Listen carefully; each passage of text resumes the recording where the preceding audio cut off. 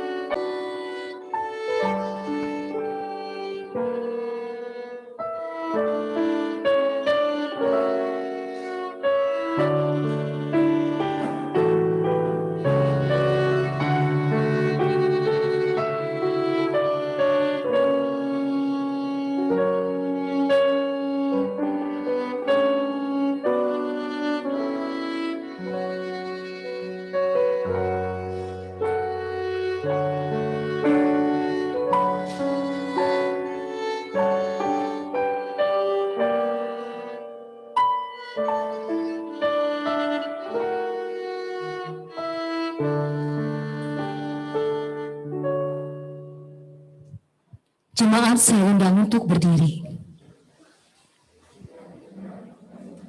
Marilah ibadah ini kita khususkan dengan pengakuan pertolongan kita adalah di dalam nama Tuhan yang menciptakan langit dan bumi, yang kasih setianya kekal selama-lamanya, dan yang tidak meninggalkan pekerjaan tangannya. Kasih karunia dari Allah Bapa kita dan dari Tuhan Yesus Kristus, serta persekutuan Roh Kudus menyertai kita. Amin.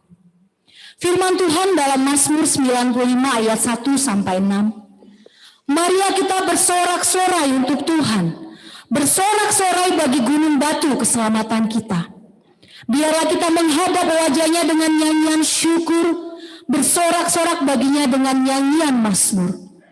Sebab Tuhan adalah Allah yang besar, dan Raja yang besar mengatasi segala Allah. Bagian-bagian bumi yang paling dalam ada di tangannya. Puncak gunung-gunung pun kepunyaannya. Kepunyaannya laut, dialah yang menjadikannya. Dan darat, tangannya lah yang membentuknya. Masuklah, marilah kita sujud menyembah, berlutut di hadapan Tuhan yang menjadikan kita. Marilah kita berhimpun, kita puji dan sembah Dia, kita angkat lagu pujian, hai mari berhimpun.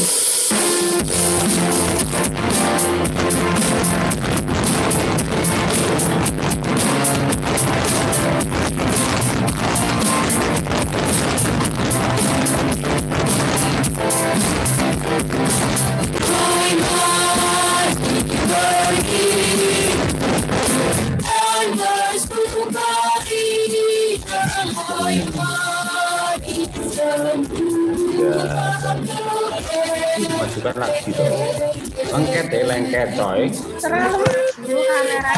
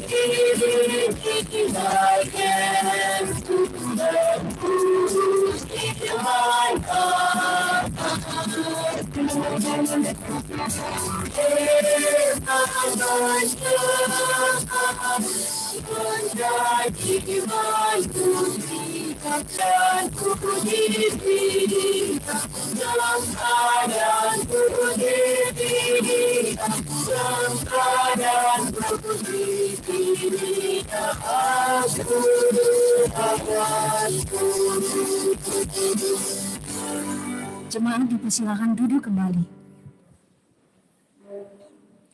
Yesaya 59 ayat 2 mengatakan, tetapi yang merupakan pemisah antara kamu dan Allahmu ialah segala kejahatanmu.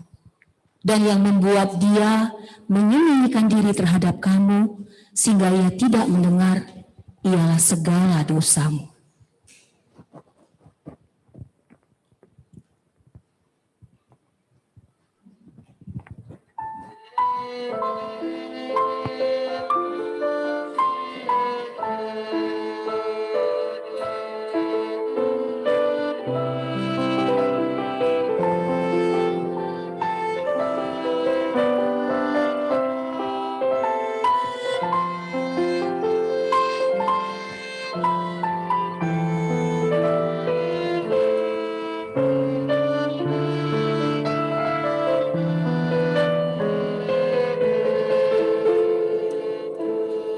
Tolong aku, Tuhan.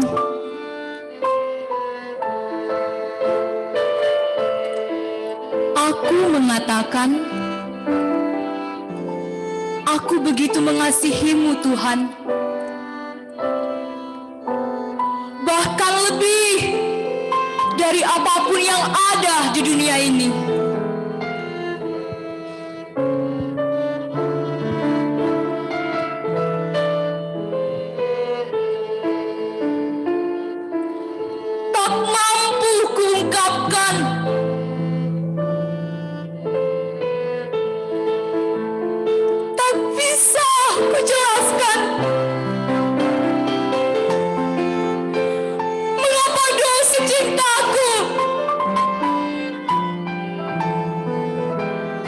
Padahal Engkau luar biasa sempurna menuntun jalanku.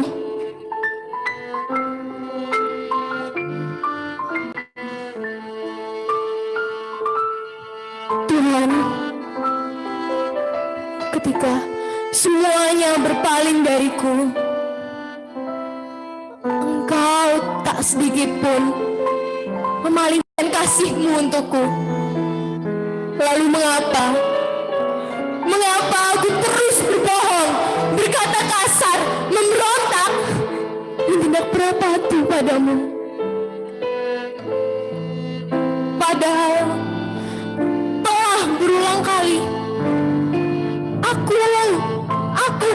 ucapkan.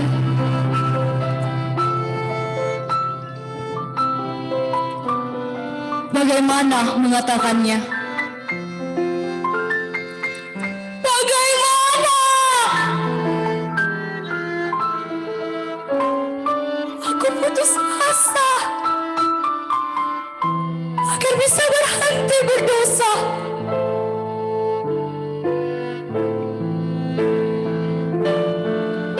Seorang berkata, semua insan pasti berdosa.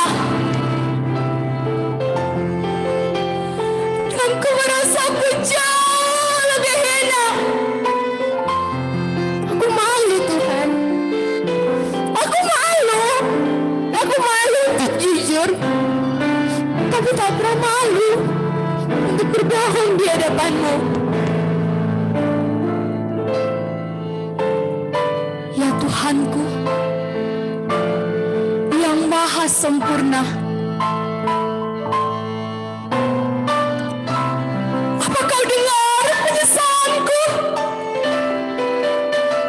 Aku ingin berperilaku seperti Engkau, Tuhan. Aku ingin bisa taat dan patuh padamu. Ampunilah kami, Tuhan, dan bantulah aku mengubah hidupku.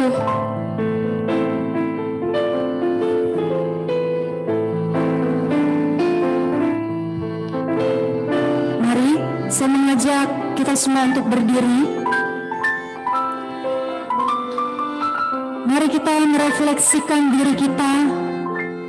Berapa banyak dosa dan pelanggaran yang sudah kita perbuat di hadapan Tuhan, yang sudah menyakiti hati Tuhan, yang mendukakan hati Tuhan.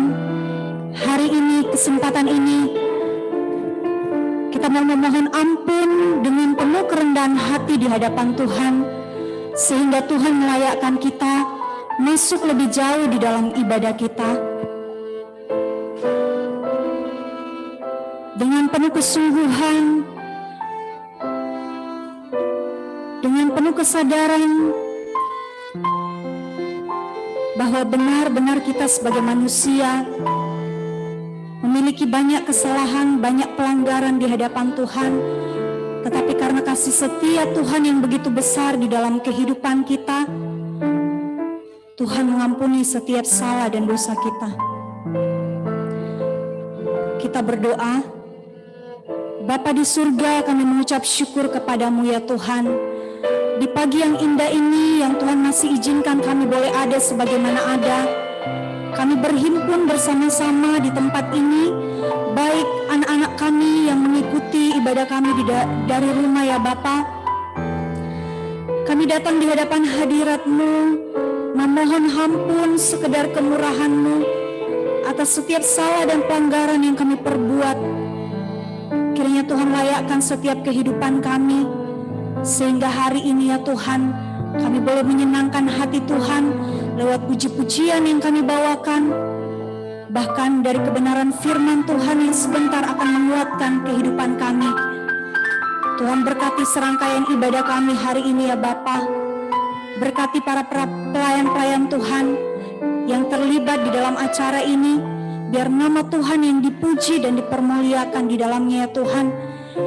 Engkau berkati setiap alat-alat yang kami gunakan, jaringan, kuota internet, dan lain sebagainya.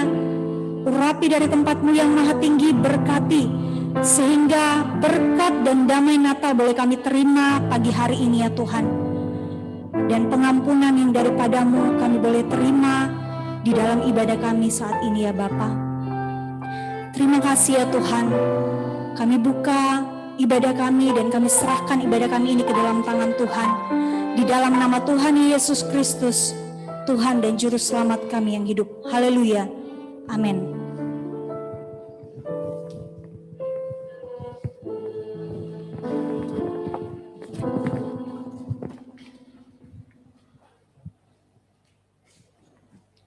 Jemaat dipersilakan duduk kembali.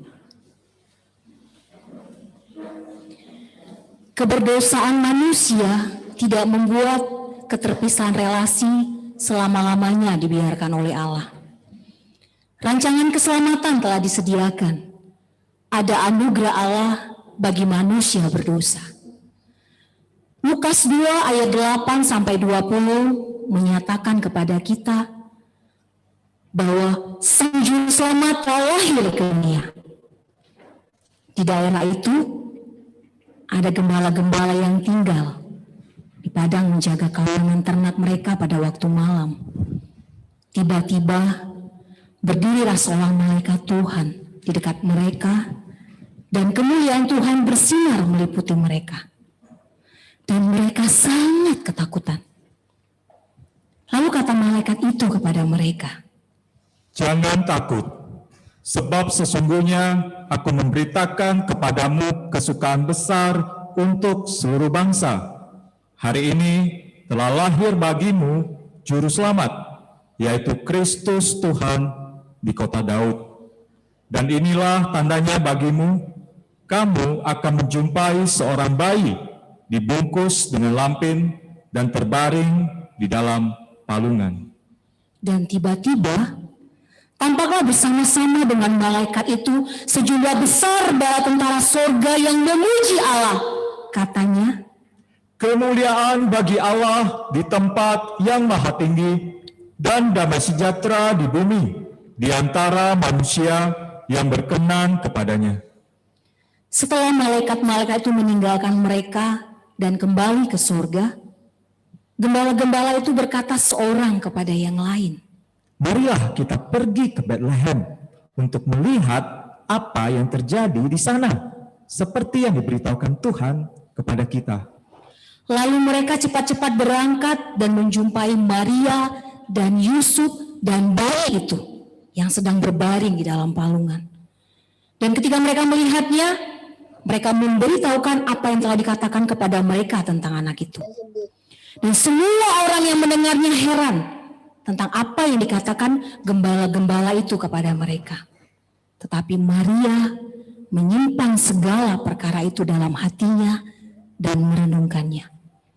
Maka kembalilah gembala-gembala itu sambil memuji dan memuliakan Allah, karena segala sesuatu yang mereka dengar dan mereka lihat semuanya sesuai dengan apa yang telah dikatakan kepada mereka. Kristus telah lahir ke dunia, ada pengharapan bagi manusia berdosa. Kabar baik telah diperdengarkan dan dinyatakan kepada manusia. Kita angkat pujian kesukaan yang ceria.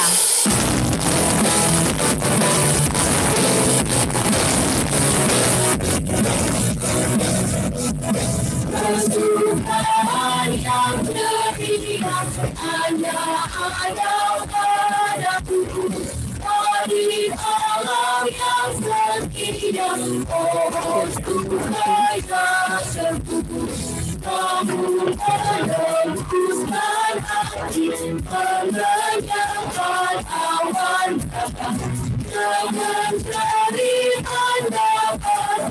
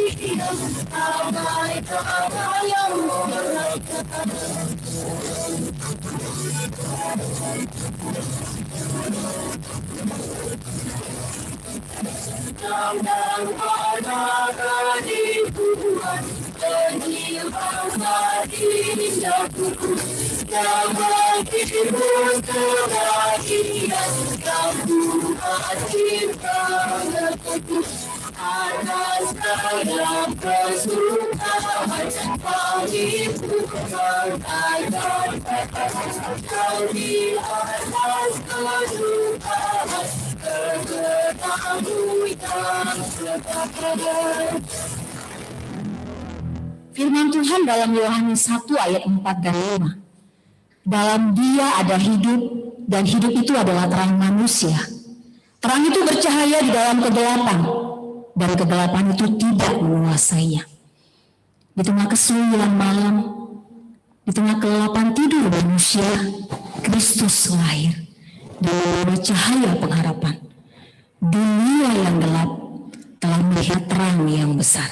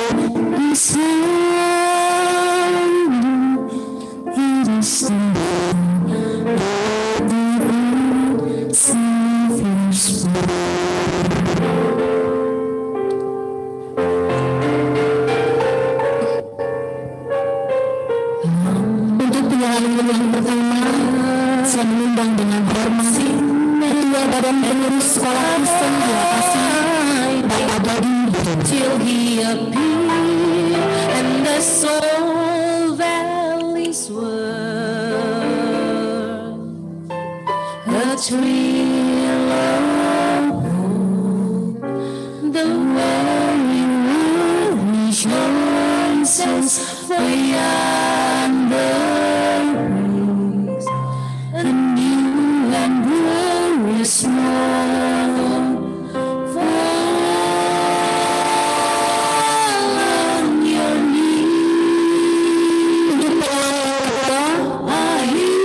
Sekolah Kristen Diakasi, Your voices will not divide.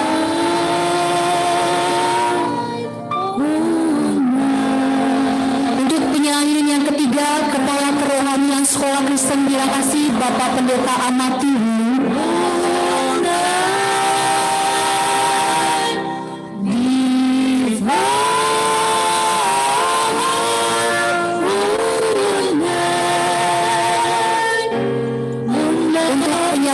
Kepala SMP Kristen Diakasi, Ibu Setia Paulina.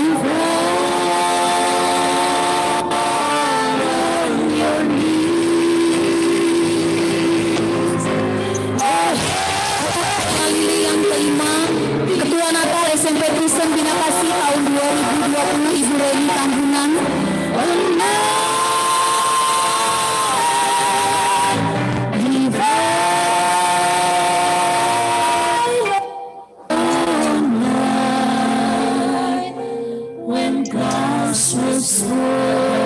Untuk penyanyi yang keenam, mewakili siswa-siswi SMP Kristen Diakasi, Ananda William.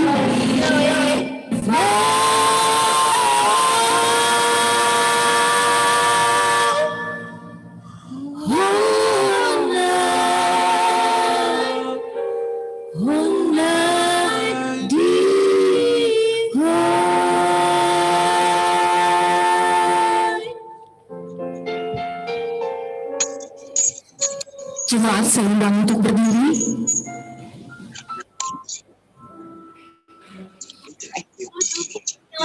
Melambangkan pengabdian dan kerinduan kita sebagai anak-anak terang untuk menjadi terang di dunia yang gelap. Kamu adalah terang dunia. Kota yang terletak di atas gunung tidak mungkin tersembunyi. Lagi pula orang tidak menyalakan pelita lalu meletakkannya di bawah gantang, melainkan kaca sehingga menerangi semua orang di dalam rumah itu. Demikianlah hendaknya terangmu bercahaya di depan orang, supaya mereka melihat perbuatanmu yang baik dan memuliakan Bapamu di surga.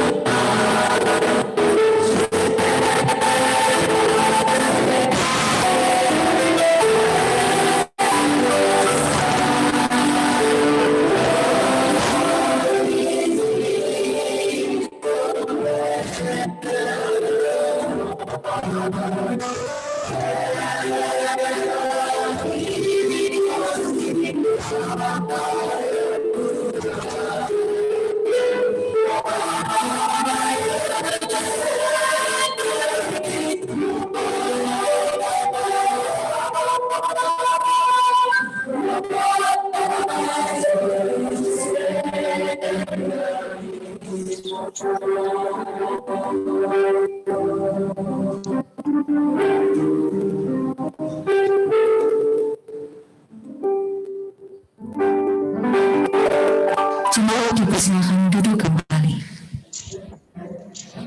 Kita akan mendengarkan firman Tuhan yang akan disampaikan oleh Bapak Pendeta Ahmad Tibu. Kepada Bapak Pendeta, kami persilakan.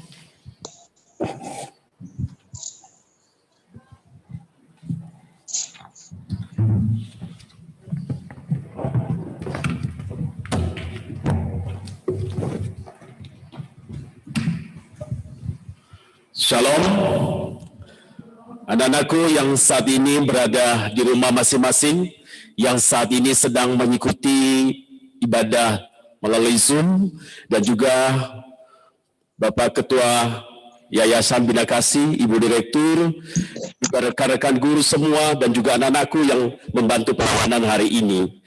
Mari saudara-saudara sekalian kita masuk di dalam doa sebelum kita mendengarkan firman Tuhan.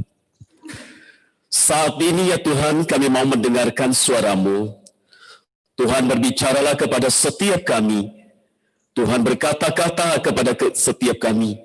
Sehingga melalui firman-Mu Tuhan, kami boleh merasakan teguran Tuhan, nasihat Tuhan, peringatan Tuhan, dan firman-Mu itu mengubahkan kami. Terima kasih Tuhan, berkati hamba-Mu yang menyampaikan firman-Mu ini. Di dalam nama Yesus Kristus kami berdoa.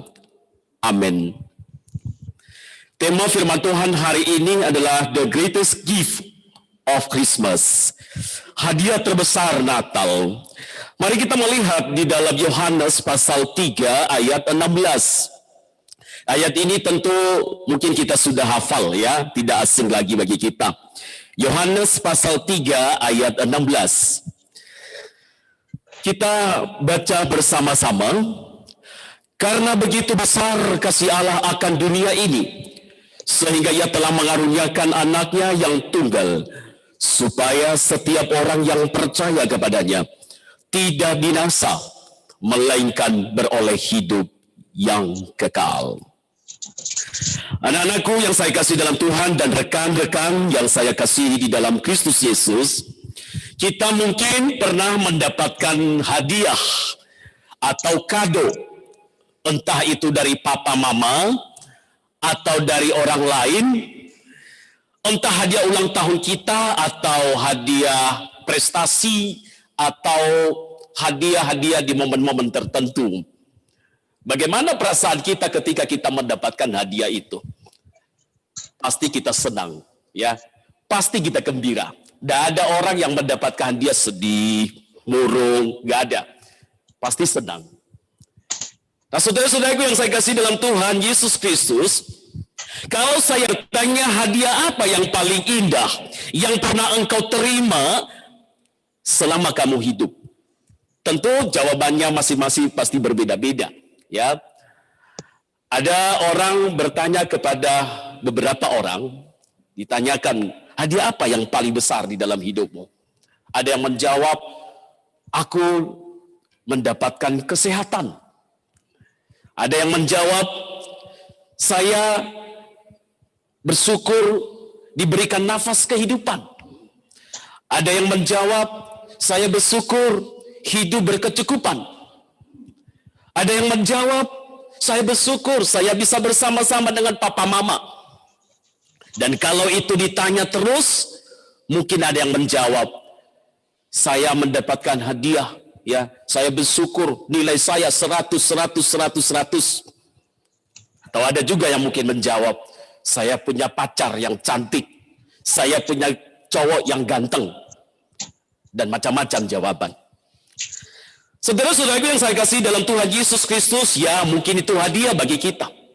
Tetapi pada hari ini Allah memberikan hadiah yang terbesar, hadiah yang terindah, hadiah yang tak ternilai harganya. hadiah yang terbesar dari hadiah-hadiah yang kita dapatkan selama ini.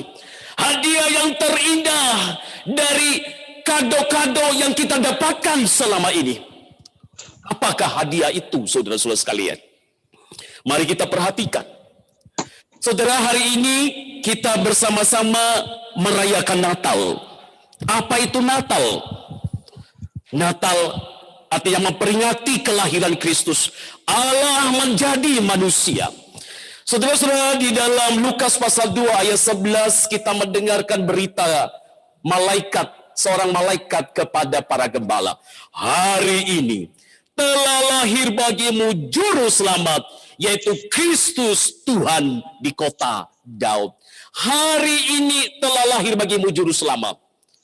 2000 tahun yang lampau Yesus Kristus lahir di Bethlehem melalui rahim seorang perawan yang bernama Maria. Nah, saudara-saudaraku yang saya kasih dalam Tuhan, di dalam pembacaan kita tadi dikatakan, karena begitu besar kasih Allah akan dunia ini, sehingga ia telah mengaruniakan anaknya yang tunggal. Siapa yang dimaksud anak yang tunggal di sini? Anak yang tunggal yang dimaksud di sini adalah Yesus Kristus.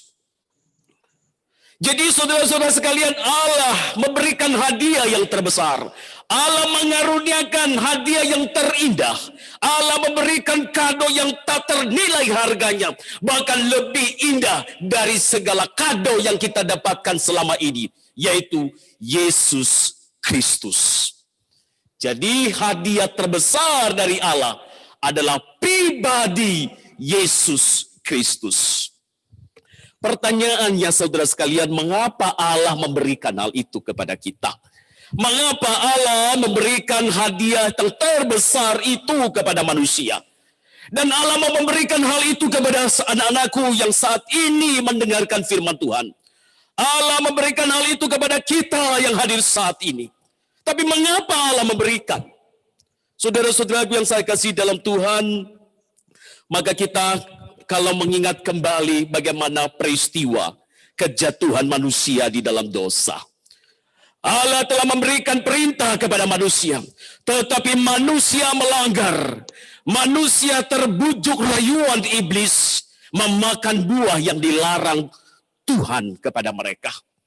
Mereka ingin menjadi seperti Allah. Anak-anakku dan rekan-rekan yang saya kasih dalam Tuhan Yesus Kristus, manusia telah jatuh di dalam dosa. Dan keturunan Adam sampai sekarang termasuk kita, termasuk engkau yang hadir di sini dan yang saat ini ada di rumah, adalah manusia berdosa. Dan sampai kapanpun keturunan Adam adalah berdosa. Saudara-saudaraku yang saya kasih dalam Tuhan, apa itu dosa? Tentu ada banyak macam contoh dosa. Mungkin engkau pernah menyontek, itu dosa. Mungkin engkau pernah berbohong kepada papa mama, berbohong kepada guru dan orang lain, itu dosa. Mungkin engkau pernah melihat foto-foto porno, gambar-gambar porno, film-film porno, itu adalah dosa. Mungkin engkau tidak jujur kepada orang lain. Engkau memberontak kepada papa mama. Engkau melawan papa mama. Itu adalah dosa. Engkau malas belajar. Itu adalah dosa. Dan engkau melakukan hal-hal yang jahat, hal yang lainnya. Nah, anak-anakku yang saya kasih dalam Tuhan Yesus Kristus, siapapun di antara kita, termasuk saya juga adalah manusia berdosa. Dan Tuhan katakan upah dosa adalah maut. Allah menghukum dosa. Allah menghukum setiap manusia karena dosa. Saudara-saudaraku yang saya kasih dalam Tuhan, hukuman itu baik pada masa sekarang maupun pada masa yang akan datang. Bahkan di dalam Wahyu pasal 21 ayat 8 dicatat di sana. Tetapi orang-orang penakut, maksudnya penakut karena tidak percaya Tuhan, takut percaya kepada Yesus. Ya, orang-orang yang tidak percaya, orang-orang keji, orang-orang pembunuh, orang-orang sundal, tukang-tukang sihir, penyembah-penyembah berhala, dan semua pendusta. Kalau saya tambahkan, pembohong, melihat gambar porno, melawan orang tua dan segala macam dosa, mereka akan mendapatkan bagian mereka di dalam lautan yang menyala-nyala oleh api dan belerang. Inilah kematian yang kedua. Dilemparkan ke dalam lautan api yang menyala-nyala. Siapa yang bisa bertahan? Mungkin kita pernah berada dalam satu ruangan, tidak ada kipas angin, tidak ada AC, tapi panas. Kita pasti tidak bisa bertahan. 1 jam, 2 jam, mungkin kita bertahan. Tapi kalau itu terus, saudara-saudara sekalian, tidak bertahan. Dan ini dikatakan lautan api yang menyala-nyala. Sampai kapan? Selama-lamanya. Tidak ada batasan waktu menderita di dalam api neraka. Kekal selama-lamanya. Saudara-saudaraku yang saya kasih dalam Tuhan Yesus Kristus. Siapa yang bisa membebaskan dirinya dari penghukuman itu? Apakah pendeta bisa membebaskan dirimu? Tidak bisa. Apakah papa mama bisa membebaskan dirimu? Tidak bisa. Tidak ada seorang pun yang bisa membebaskan diri kita. Bahkan kita sendiri tidak bisa menyelamatkan diri kita. Saudara-saudaraku yang saya kasih dalam Tuhan, segala usaha manusia, segala upaya manusia, ibadah, amal baik, perbuatan baik apapun tidak bisa membebaskan dirinya dari hukuman Tuhan. Betapapun engkau pintar, engkau mendapat prestasi yang begitu banyak, tetap tidak bisa menyelamatkan dirimu, membebaskan dirimu dari penghukuman Tuhan. Berapapun uang yang engkau punya, tetap tidak bisa engkau membeli keselamatan. Saudara-saudaraku yang saya kasih dalam Tuhan, manusia harus binasa. Manusia harus menanggung akibat daripada dosa.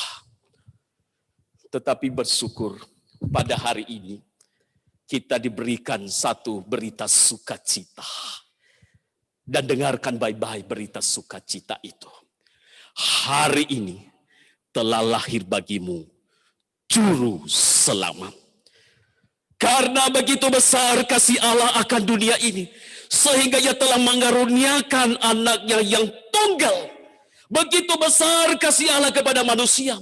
Begitu besar kasih Allah kepada anak-anakku yang ada di rumah. Kepada setiap kita yang hadir saat ini. Allah mengaruniakan anaknya yang tunggal. Allah memberikan hadiah yang terbesar, yaitu Yesus Kristus, untuk membebaskan kita dari penghukuman itu. Untuk membebaskan kita dari kebinasaan itu.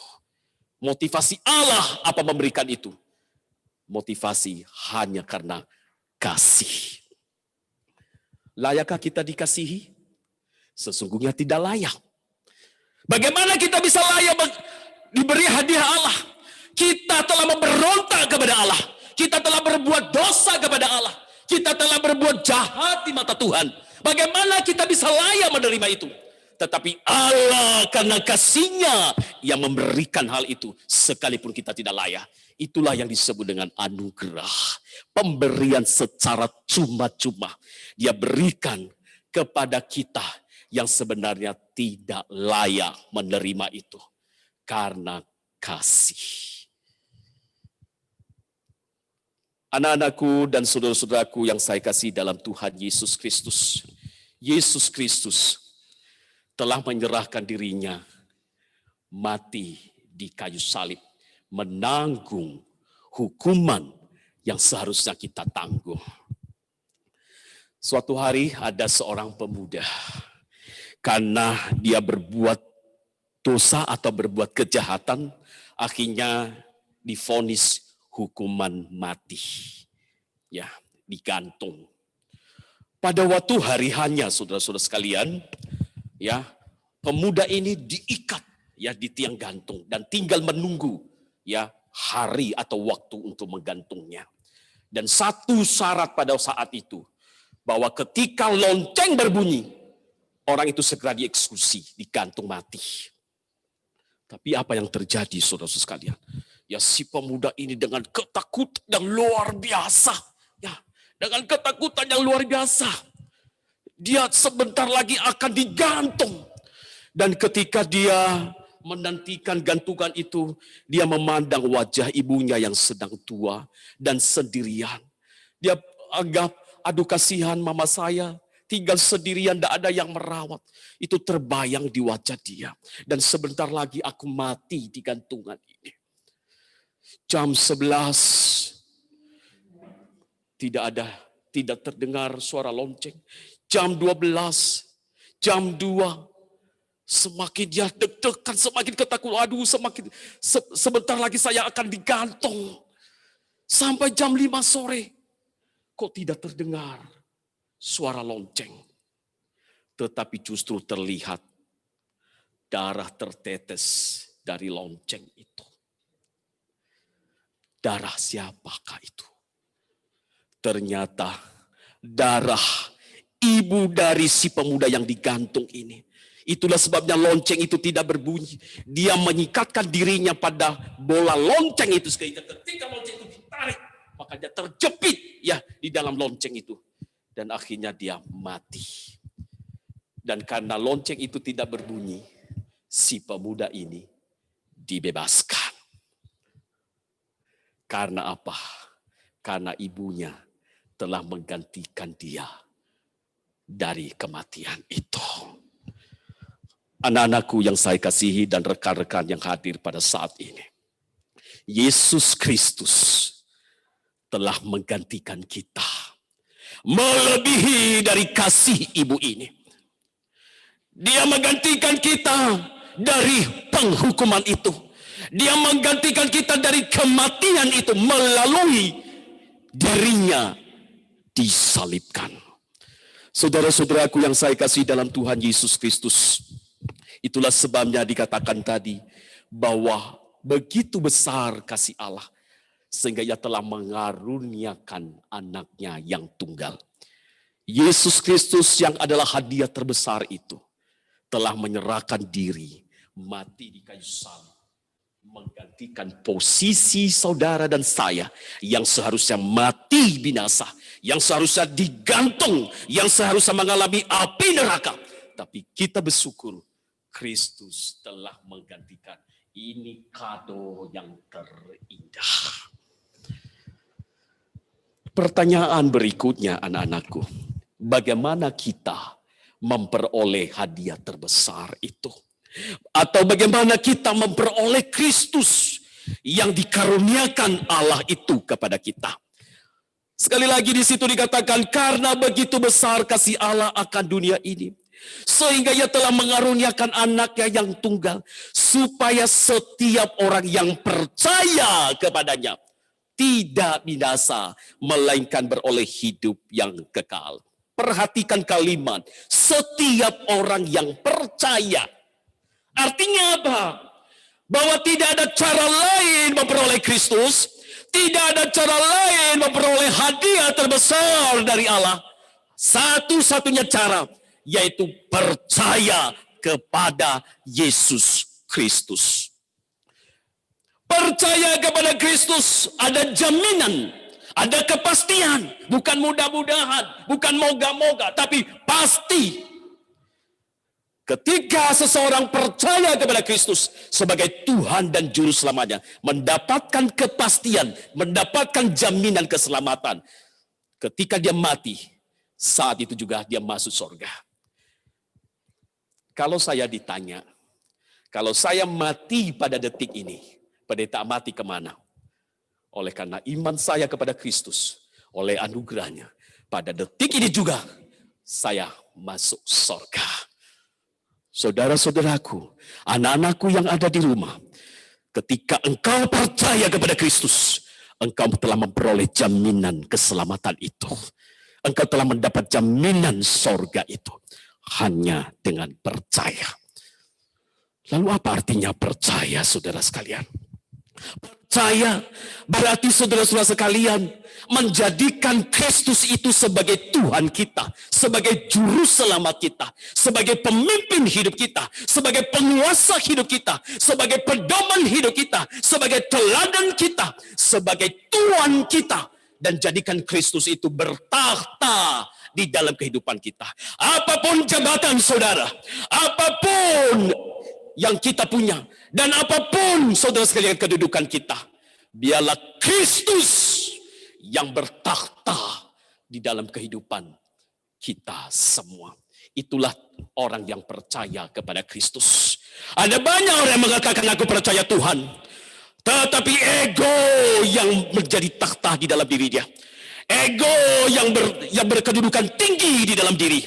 Saat ini anakku yang saya kasih dalam Tuhan, rekan-rekan semua, ketika kita mengaku percaya kepada Kristus, biarlah Kristus itu yang bertakhta di dalam hati kita.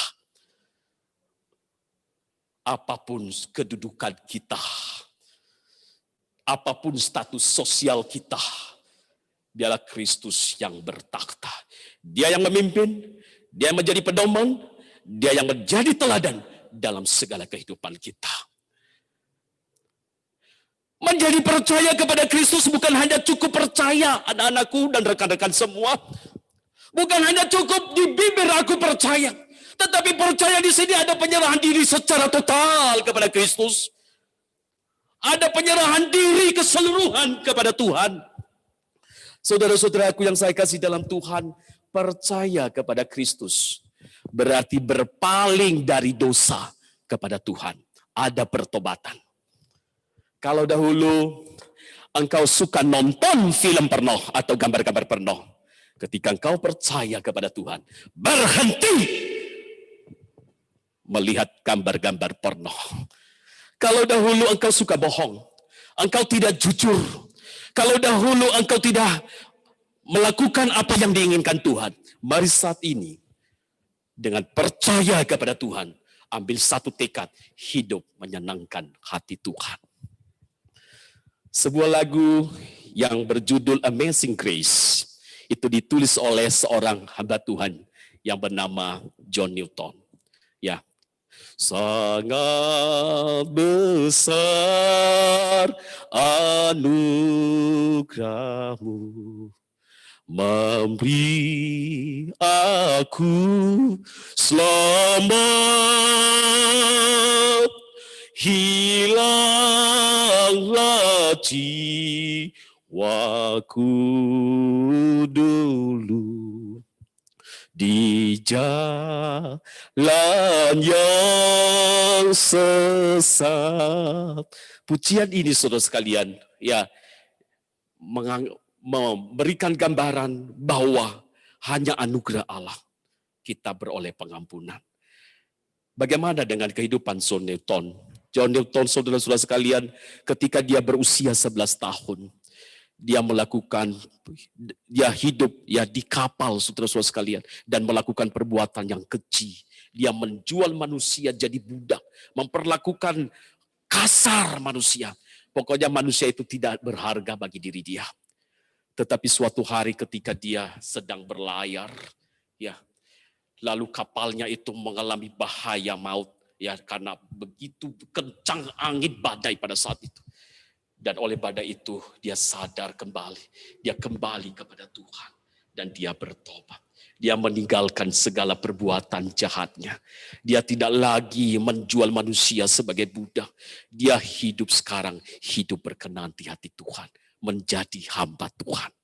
Anak-anakku dan rekan-rekan kita semua, ketika kita mengaku percaya, mari kita belajar seperti John Newton, berhenti berbuat dosa.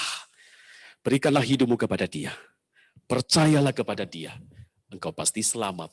Dan dalam sebagai orang percaya Tuhan, tunjukkanlah hidup di dalam kasih, tunjukkan hidup yang menyenangkan Tuhan, tunjukkan hidup hormat kepada Tuhan, tunjukkan hidup takut akan Tuhan, baik di dalam kita belajar maupun di dalam kita mengajar, baik di dalam melakukan segala aktivitas kita. Biarlah segala sesuatu memuliakan Tuhan. Tuhan memberkati kita. Mari kita berdoa. Tuhan, terima kasih Engkau sudah mengajarkan kepada kami pada hari ini, bahwa begitu besar kasih-Mu kepada kami Tuhan.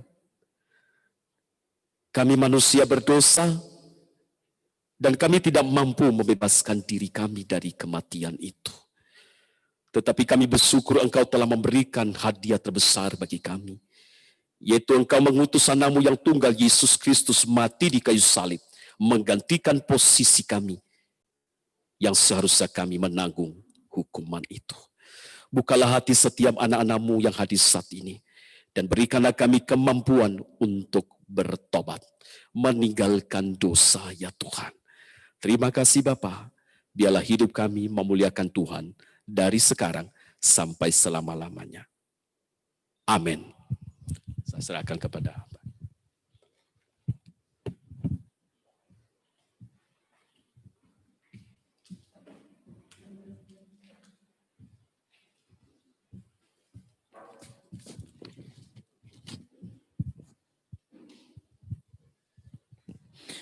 Terima kasih untuk Bapak Pendeta Mati yang sudah menyampaikan kebenaran firman Tuhan. Biarlah kita menjadikan Tuhan Yesus sebagai satu-satunya yang utama dalam hidup kita melalui perkataan dan perbuatan. Kiranya firman Tuhan menjadi berkat bagi kita semua. Kita akan menyaksikan pujian yang mewakili siswa-siswi SMP Kristen Bina Kasih dengan judul Amazing Grace, dilanjutkan oleh pujian guru-guru SMP Kristen Bina Kasih.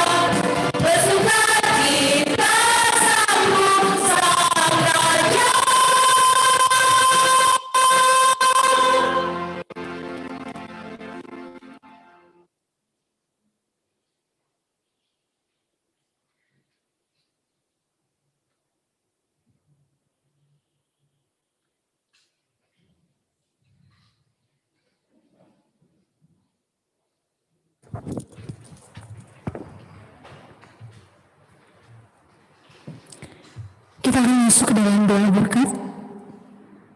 Jemaat sambil untuk berdiri. Kepada Bapak Pendeta, kami persilakan.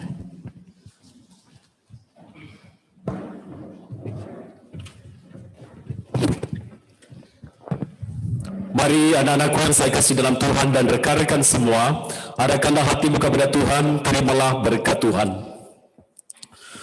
Tuhan memberkati engkau dan melindungi engkau.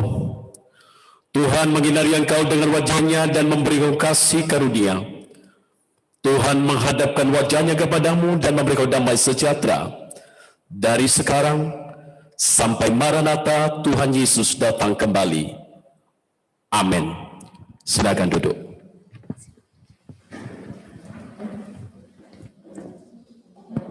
Kita akan mendengarkan pengumuman yang akan disampaikan oleh Ibu Kepala Sekolah, Ibu Setia Pauline Sinulinga. Kepada Ibu kami persilakan.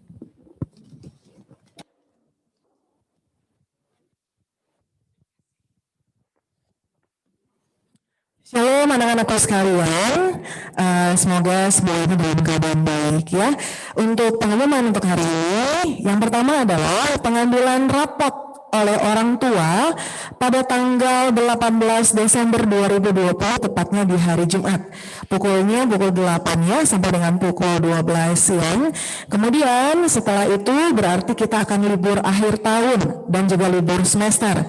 Liburnya dari tanggal berapa? Dari tanggal 19 Desember 2020 sampai dengan 2 Januari 2021. Jadi tanggal 4 Januari kita akan melakukan atau mengikuti pembelajaran dan melaksanakan pembelajaran seperti biasanya. Dan pembelajaran dilakukan masih secara online. Ya, untuk tanggal 4 Januari 2021 tepatnya itu di hari Senin. Dan setelahnya apakah masih secara online atau sudah tatap muka akan diinformasikan lagi berikutnya. Oke. Kemudian yang ketiga, tetap jaga kesehatan anak-anakku sekalian, tetap mengikuti protokol kesehatan. Kemudian juga kalau tidak berkepentingan untuk keluar kota, tidak usah keluar kota, tetap saja di rumah ya, di rumah saja untuk liburan akhir tahunnya. Itu saja yang ingin Ibu sampaikan. Merry Christmas and Happy New Year untuk kita semuanya. Tuhan Yesus memberkati.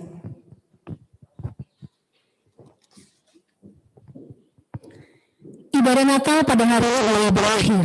Tapi bila persekutuan kita secara pribadi kepada Tuhan tetap selalu ada dalam hidup kita. Damai Natal ada di hatiku, hatimu, dan hati kita semua. We wish you a Merry Christmas.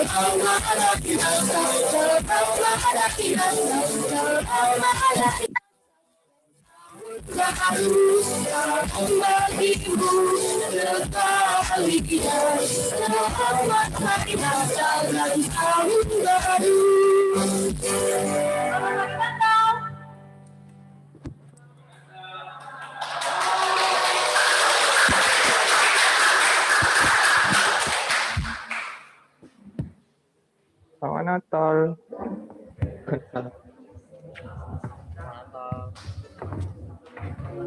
Selamat Natal semuanya ya.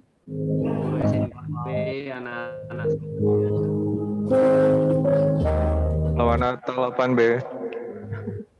Pak, sudah boleh keluar belum Pak? Sudah bisa keluar belum Pak? Dari foto belum tuh?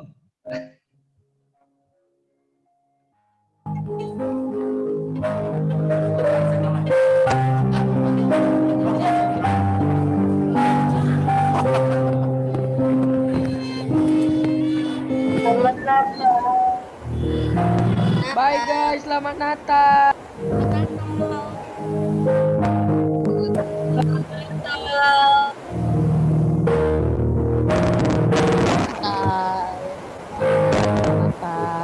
Merry Christmas. Bye bye.